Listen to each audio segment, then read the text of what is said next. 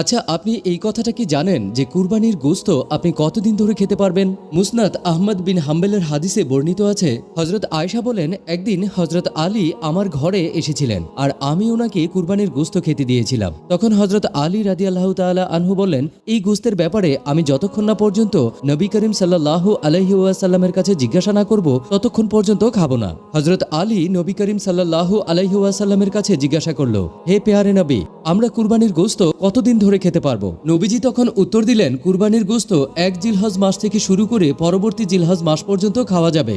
এর মানে হলো কুরবানির গোশত পরিপূর্ণ 1 বছর ধরে সংরক্ষণ করে খাওয়া যাবে। তারপরেও এখানে একটা কিন্তু আছে। নবীজি বলেন, কুরবানি দেওয়ার পর কুরবানির গোশত গরিব, মিসকিন, দুস্থ মানুষদের দেওয়ার পর, আপনার গরিব আত্মীয় স্বজনদেরকে বিলি করার পর যতটুকু আপনার অংশে থাকবে ততটুকু আপনি সারা বছর সংরক্ষণ করে খেতে পারবেন। আল্লাহ আমাদের সকলের কুরবানি কবুল করে নিন। তাই কমেন্ট বক্সে